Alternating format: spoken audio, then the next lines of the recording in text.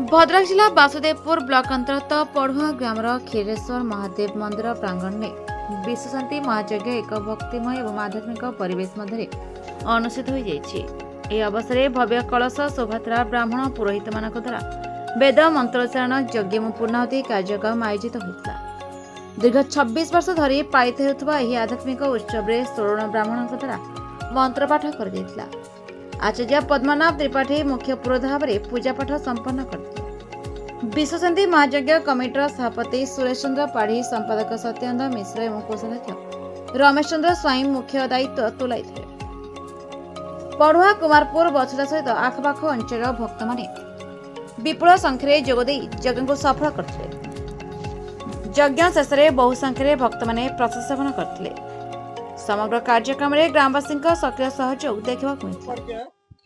मो ना श्री सत्यानंद मिश्र मु विश्वशांति महायज्ञ आज को जो 26 वर्ष धरिकी पालित हो संपादक भाव में संपादन कार्य संपादन करुँचा 2001 मसीह 2026 मसीहा है। एटा 26 वर्ष पदार्पण कर 3 दिन धरिक अनुष्ठित हुए। पूर्व दिन अधिवास होता है और 3 दिन धरी यज्ञ कार्य चालू रहे। भक्त मान एथरक चंद्रग्रहण पड़ुथिबारु यज्ञर द्वितीय दिवस रे जे प्रसाद सेवन व्यवस्था हजार हजार लोक भक्त प्रसाद सेवन व्यवस्था करा जाय थाए एवं दैनंदिन चरु बंटन इत्यादि एवं रात्रि समय रे प्रवचन कार्यक्रम आरंभ होता है। पद्मनाभ त्रिपाठी प्रधान आचार्य अच्छी 2001 ठारू 26 मसीहा पर्यंत आचार्य काम तुले आसी। प्रति वर्ष त्रयोदशी चतुर्दशी पूर्णमी 3 दिन व्यापी यज्ञ हुए। यज्ञ कृताहुति हुए, चंडीपाठ हुए एवं माधवजी मंदिर रे तुलसी अर्पण हुए।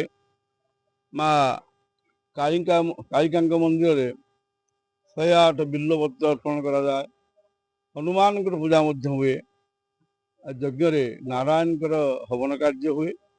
दिवसीय त्रयोदशी चतुर्दशी पूर्णमी क्षीरेश्वर पीठ पढ़ुआ प्रतिवर्ष यज्ञानुष्ठान हुए यज्ञ पढ़ुआ कुमारपुर बसदा समस्त साहाय्य यज्ञ उद्यापन हुए चलिए। मो ना श्री सुरेश चंद्र पाढ़ी मु जने रिटायर्ड शिक्षक। ये अनुष्ठान दीर्घ 26 वर्ष है चली आसुची एवं मु ये कमिटी प्रेसिडेंट अच्छी। ये यज्ञानुष्ठान बाबा क्षीरेश्वर दयारु पढ़ुआ कुमारपुर बछदा 3 ग्रामर लोक माने अकुंठ साहाय्य करुछंती। तेणु ये यज्ञटी खूब महाडंबर रे पालन करा जाउची।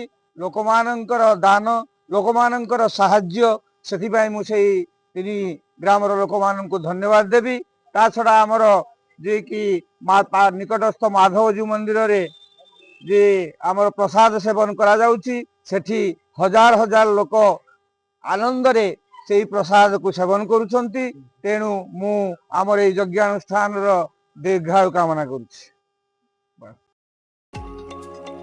Bureau report Express Odisha.